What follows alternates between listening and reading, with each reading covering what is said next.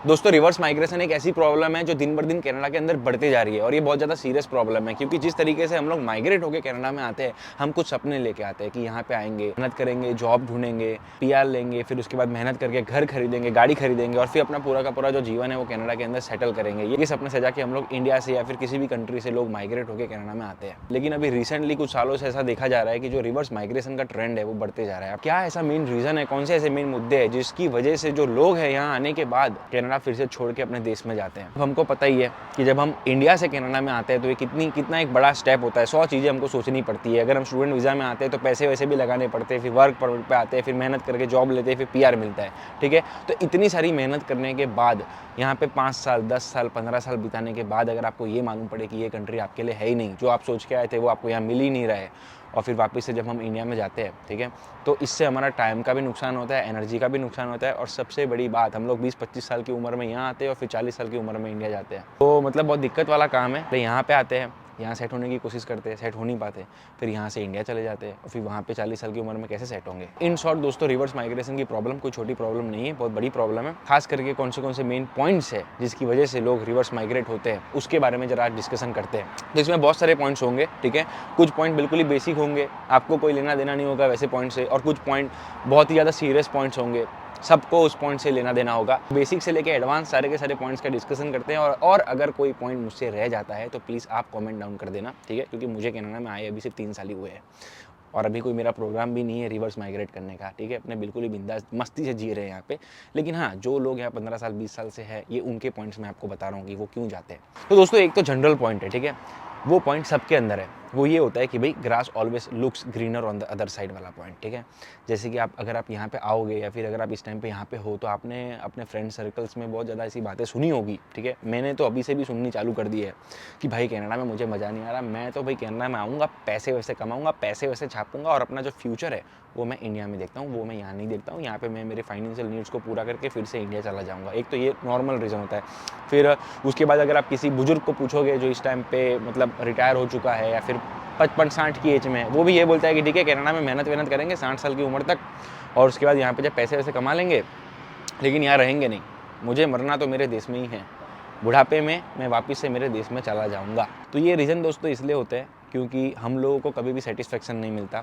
हम जब इंडिया में होते हैं तो हमको लगता है कि भाई कनाडा में कुछ है, कनाडा में कुछ है, फिर हम कनाडा में आते हैं। अब जब कनाडा में आते हैं यहाँ पे 5 साल 15 साल 20 साल जब हम निकालते हैं, हमको वापस से हमारे देश की जो याद है वो आने लग जाती है। वहाँ पे हम जो रोड पे खड़े होके गोला खाते हैं, हम वहाँ पे हम चौपाटी में जो समुद्र में चलने जाते हैं, ये सारी की सारी चीज़ें बहुत छोटी होती है जब हम इंडिया में होते हैं, लेकिन वही सारी की सारी चीज़ें यहाँ बहुत बड़ी लगती है कि वहाँ उत्तरायण में लोग पतंग चका रहे, दिवाली में लोग पटाखे फोड़ रहे, बारात में लोग नाच रहे, यहाँ पे सब सन्नाटा है, यहाँ ऐसा कुछ नहीं होता। वहाँ मरते हैं तो आजू बाजू में 100 लोग आपको 14 दिन के लिए आपके घर में रहेंगे, आपको चूल्हा नहीं जलाने देंगे, दिवाली होगी, फेस्टिवल होगा, उत्तरायण होगी, कुछ ना कुछ होता ही रहता है, ठीक है। तो ये सारी चीज़ें जब हम इंडिया में होते हैं तो हमको इतनी बड़ी लगती नहीं है, ये नॉर्मल होता है। लेकिन यहाँ आने के बाद ये सारी की सारी चीज़ें लोग बहुत ज़्यादा मिस करते हैं। बहुत लोग का तो यही होता है कि भाई मेरे को यहाँ मज़ा नहीं आ रहा, यहाँ पे कोई फेस्टिवल नहीं है, कोई त्यौहार नहीं है, यहाँ पे मेरी कोई फैमिली नहीं है, मैं इंडिया में जाना चाहता हूँ, मैं यहाँ नहीं रहना चाहता हूँ, मुझे शोर शराबा चाहिए, मुझे फुल एकदम बारात में जाके नाचना है, मुझे अच्छा खाना खाना है, ठीक है, मुझे उत्तरायण में पतंग चकानी है, दिवाली में पटाखे फोड़ने हैं, ये सारी की सारी चीज़ें करनी है। मेरे लिए तो कनाडा बना नहीं है।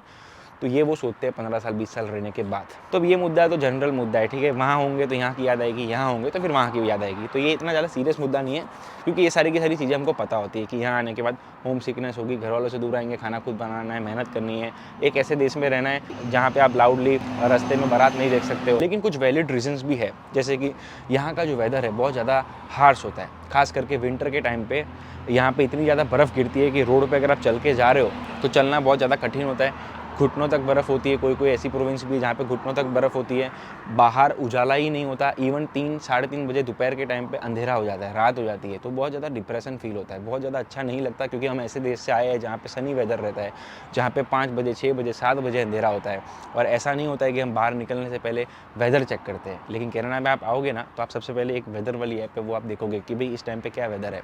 मैं जा रहा हूँ सनी वेदर है, लेकिन रात को जब मैं आऊँगा तो कैसा वेदर होगा, बारिश गिरने वाली है, बर्फ़ गिरने वाली है। यहाँ पे बहुत नॉर्मल होता है, हम लोग वेदर वेदर चेक करते रहते हैं कनाडा के अंदर। इंडिया में ये सब कभी किया नहीं होता, तो ये थोड़ा एक डिप्रेसिंग पार्ट है, सबको ये अच्छा नहीं लगता। और कुछ लोगों को हेल्थ प्रॉब्लम हो जाती है, ठंडी में रहा नहीं जाता, नाक से खून निकलने लग जाता है, सर्दी खांसी जुकाम बहुत ज़्यादा होने लग जाता है। तो वैसे लोग हेल्थ प्रॉब्लम की वजह से कनाडा में नहीं रहना प्रेफर करते, वो सोचते कि मैं मेरे देश में वापस से चला जाऊँगा। ये एक वैलिड रीज़न है। इसके अलावा दूसरा है मेडिकल का। यहाँ पे सब बोलते हैं कि एजुकेशन फ्री है, हेल्थ फ्री है, ठीक है। तो बात तो बिल्कुल सही है, एजुकेशन फ्री है, लेकिन जो यूनिवर्सिटी की जो एजुकेशन है जिसमें आप बैचलर्स या फिर मास्टर्स करते हो वो फ्री नहीं है। बेसिक स्कूल वाली एजुकेशन फ्री है।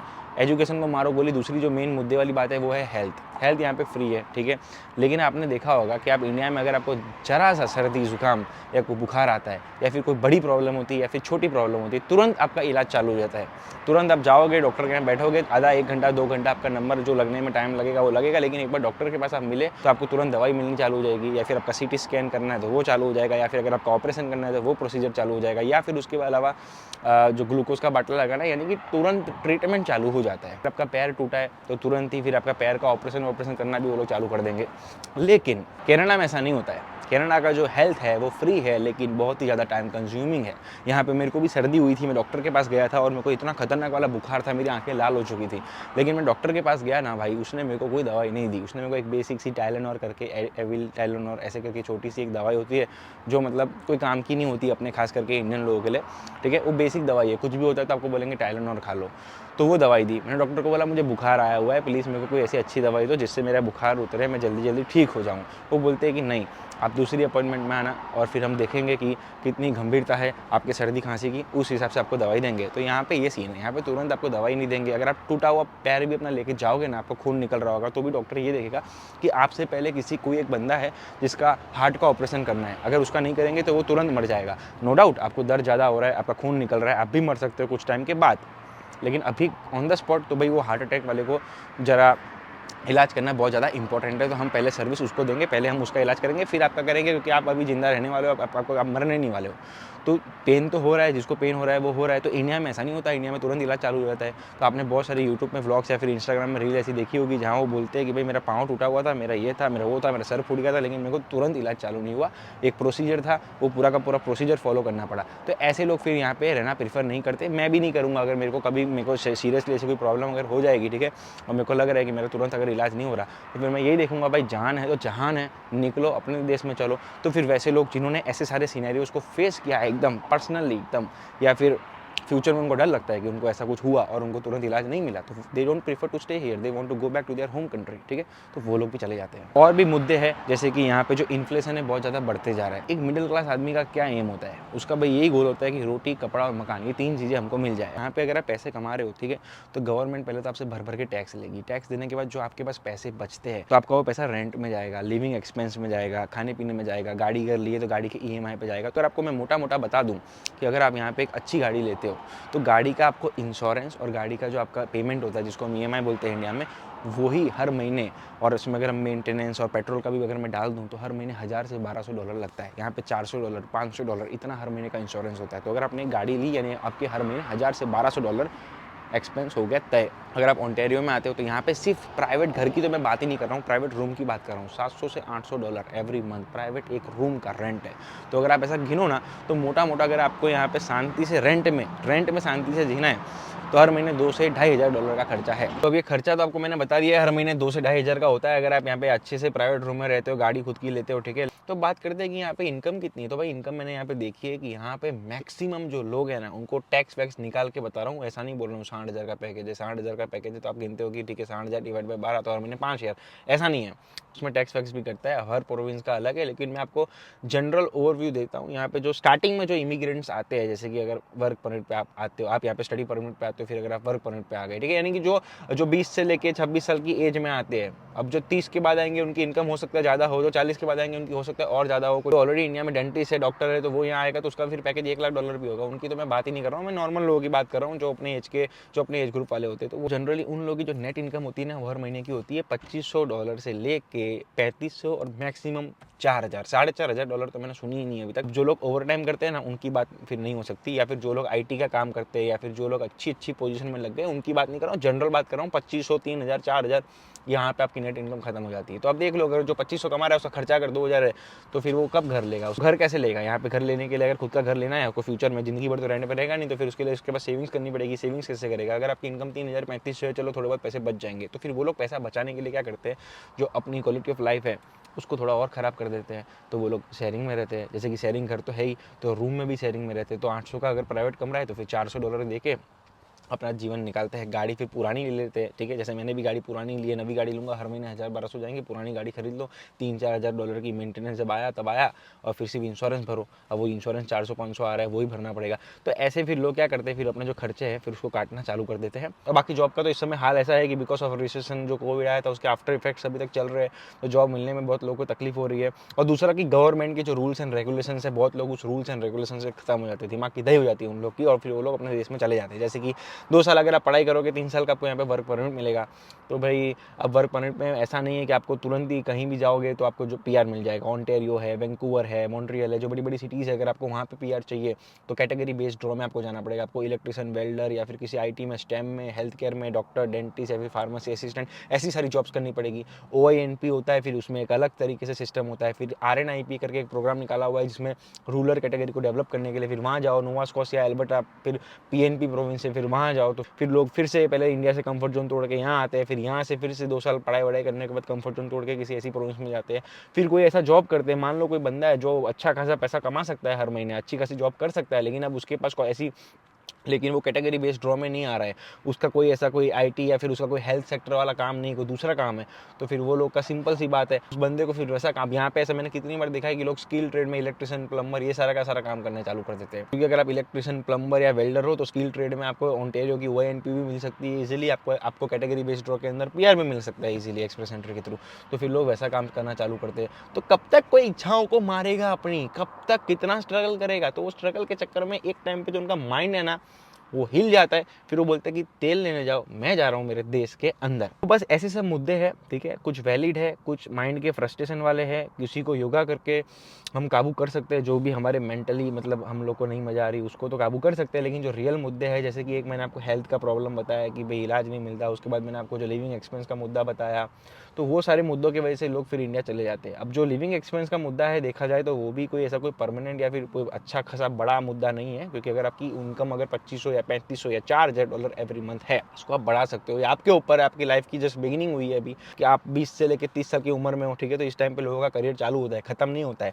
तो इसमें ऐसे थॉट्स नहीं आने चाहिए आपके अंदर कि हाय हाय मेरी तो 2500-3000 की इनकम है, तो फिर मेरे को तो वापस से इंडिया चले जाना चाहिए। तो इंडिया जाके क्या करोगे, वहाँ पे तो और कम होगी। तो ये सोचने का कि अब मैं मेरी इनकम को कैसे बढ़ाऊँ। अब सुना होगा लोग बोलते हैं अपनी स्किल बढ़ाओ, स्किल बढ़ाओ। अब स्किल कैसे बढ़ानी है, उस चीज़ों के पीछे अपना काम काज करना चालू कर दो। अब बहुत तरीके की स्किल बढ़ती है, और लाइसेंस वाली जॉब होती है वो ले सकते हो। बैंकिंग के अंदर जाना है तो LLQP का लाइसेंस ले लो, OTL का लेके इंश्योरेंस में चले जाओ, रेमिक का लेके मॉर्गेज सेक्टर में चले जाओ। ऐसे ही इलेक्ट्रिशियन, प्लम्बर, हर एक तरीके की लाइसेंसेस होते हैं, उसके बारे में पता करो। जो लोग ट्रांसपोर्टेशन में ट्रक ड्राइवर बनना चाहते हैं वो उसमें चले जाइए। जिसको IT में जाना है फिर वो अपनी कोडिंग वोडिंग सीखिए, वो फुल स्टैक डेवलपर बनिए, वहाँ पे उनका पे रेट बहुत अच्छा खासा पे रेट होता है। बस यही है इनकम बढ़ाने की। तो फिर आपके पास ऑप्शंस बहुत है, आपको मेहनत करनी पड़ेगी, क्योंकि कोई भी कंट्री, कोई भी प्रधानमंत्री जस्टिन ट्रूडो आपको ये लिख के नहीं देगा कि आप मेरे देश में आओ और मैं आपको इतनी इनकम करके दूंगा, ठीक है। ना इंडिया में आपको नरेंद्र मोदी लिख के देगा, ना यहाँ जस्टिन ट्रूडो लिख के देगा। वो इनकम तो हमको खुद ही बढ़ानी पड़ेगी। लेकिन एक हेल्थ ऐसा सेक्टर है जिसमें गवर्नमेंट को कुछ करना चाहिए। इन्फ्लेशन को कंट्रोल करने के लिए गवर्नमेंट को कुछ करना चाहिए। तो अपने बोलने से तो वो कुछ करने वाली है नहीं, तो अपने को अपने फोकस करने का कि अपने अपने कैसे इनकम बढ़ा सकते हैं, कैसे अपनी क्वालिटी ऑफ लाइफ बढ़ा सकते हैं, कैसे अच्छी संगत में रह के अच्छे पॉडकास्ट सुन के अपना जो माइंड है उसको इतना शार्प कर सकते हैं कि सारी की सारी चीज़ें जो अपने को चाहिए लाइफ में उसको हम अचीव कर सके। और लास्ट में बस मैं इतना बोलूँगा कि एक गोल स्टेटमेंट बनाओ, एक टारगेट बनाओ लाइफ में। 5 साल में ये चाहिए, 10 साल में ये चाहिए, 3 साल में ये चाहिए, 2 साल में ये चाहिए। जैसे कि मैं यहाँ आया था तो मैंने एक टारगेट बनाया था कि भाई सबसे पहला जो मेरा टारगेट है वो ये है, पास तो होना ही है, ठीक है, लेकिन अपनी जो फीस है नेक्स्ट ईयर की वो मुझे खुद निकालनी है। उसको अचीव किया। फिर मैंने एक टारगेट बनाया कि इंडिया से जो मैं पैसे लेके आया था वो वापस से इंडिया में भिजवा देने हैं। वो टारगेट को अचीव किया। फिर टारगेट बनाया कि ठीक है अब फील्ड वाली जॉब लेनी है, वो मिल गया। अब एक टारगेट बनाया कि ठीक है अब PR लेना है। तो ऐसे छोटे छोटे टारगेट हर साल बनाते रहने के ऑटोमेटिकली अगर एक टारगेट पूरा होगा तो आपको फॉर्मूला समझ आ जाएगा कि टारगेट कैसे पूरा होता है। मेहनत करके, डिसिप्लिन से आप वो फॉर्मूले को रिपीट करके अपने सारे के सारे लाइफ के जो टारगेट है उसको स्लोली स्लोली हल्लू हल्लू पूरे कर सकते हो। तो अगर कोई बंदा इस टाइम पे ये वीडियो कनाडा में देख रहा है और उसको ऐसे रिवर्स माइग्रेशन वाले थॉट्स आ रहे हैं ना, तो आपको बस मैं एक ही चीज़ बोलने वाला हूँ, कोई एक वैलिड रीज़न हो ना, अगर तो कनाडा छोड़ के जाना है जाओ, लेकिन जनरल रीज़न के लिए मत जाना कि यहाँ मज़ा नहीं आ रही, घर वालों की याद आ रही है, ठीक है, वो सारे रीज़न की वजह से जाने की आपको कोई ज़रूरत नहीं है। क्योंकि वो प्रॉब्लम आपके उसी में है, आपके सॉफ्टवेयर में है। तो सॉफ्टवेयर को ठीक करो, क्योंकि इंडिया में जाने के बाद भी ऐसा नहीं है कि आपको स्वर्ग मिलने वाला है। इंडिया में जाने के बाद वहाँ अलग तकलीफें चलने वाली है, यहाँ एक अलग तकलीफें चलने वाली है। जो रियल मुद्दा है वो आई एक्सेप्ट दैट, उसमें जाओ भले, लेकिन कोई ऐसा मुद्दा है तो भाई उसमें बिल्कुल मत जाओ। अपने जो माइंड की जो प्रोग्रामिंग है उसको चेंज करो, उस पर फोकस करो।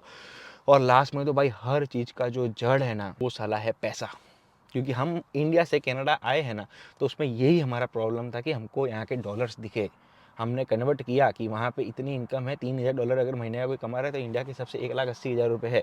अब इंडिया में अगर आप 1,80,000 रुपये कमा रहे थे, या फिर अगर 2.5 लाख रुपये कमा रहे थे, तो आप कभी ज़िंदगी में कनाडा में नहीं आते। तो अगर आप इंडिया में देख रहे हो तो इतना ज़्यादा कोई टेंशन मत लो। अगर कनाडा आना है आओ, अगर नहीं आना है मत आओ।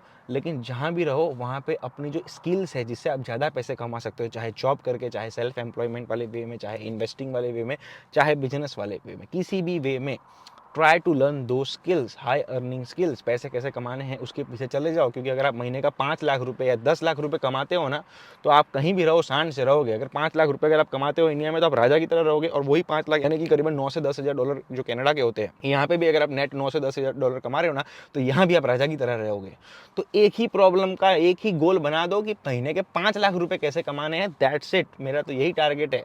फिर यहाँ रहो कि वहाँ रहो, शान से रहेंगे। क्योंकि जब तक अपने पैसे की प्रॉब्लम सॉल्व नहीं होगी ना, तब तक ये चलता ही रहेगा। इंडिया से यहाँ आओ, फिर यहाँ से मूव होकर लोग, कितने लोग ऐसे बोलते हैं यूएस से जाना है। अरे भाई कंटाल गए, मूव होने से कुछ नहीं होता, अपने स्किल्स बढ़ाने से होता है। लोग बोलेंगे कि ठीक है इतना ही दिमाग था, इतना ही इनकम बढ़ानी थी तो फिर इंडिया में ही बढ़ा लेते। तो मेरे केस में भाई मेरे को कनाडा में आके बढ़ानी थी, ये मेरी पर्सनल चॉइस थी। इसलिए मेरी चॉइस पे टिप्पणी करने से अच्छा आप अपनी चॉइस का देखो। मेरे को कनाडा में आके बढ़ानी थी और अभी तक बड़ी नहीं है। और फ्यूचर में मैं कनाडा में रहूँगा कि नहीं रहूँगा वो सब मुझे भी नहीं पता है। बिकॉज मेरा एम कनाडा में रहना नहीं है, ना ही मेरा एम इंडिया में रहना है। मेरा एम ये है कि जहाँ भी रहो शान से रहो, हर महीने एक अच्छी खासी आपकी इनकम हो, पैसिव इनकम से आपकी इनकम चलते रहे। ताकि पैसे के ऊपर का भी जो स्पिरिचुअल वर्ल्ड है, ठीक है, पैसा ही सब कुछ नहीं है, उसके ऊपर की भी चीज़ें आप देखो। लेकिन उसका मतलब ऐसा नहीं कि अभी फिर छोड़ छाड़ के बाबा बन जाओ, छोड़ छाड़ के जंगल में रहने चले जाओ। नहीं, एक अचीव है, एक संसारिक 4-5 लाख रुपए जो की इनकम है, वो सारी की सारी इनकम अपनी सेटल करो।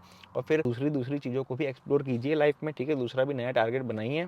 एंड बस दोस्तों, आज के ब्लॉग में इतना ही था। ये रिवर्स माइग्रेशन का ब्लॉग था। कुछ चीज़ें अगर रह गई होगी तो प्लीज़ नीचे कमेंट करके बता देना। एंड सब्सक्राइब कर देना, इंस्टाग्राम में फॉलो कर देना। आपसे मिलते हैं किसी नेक्स्ट ब्लॉग में, तब तक के लिए take care and bye bye.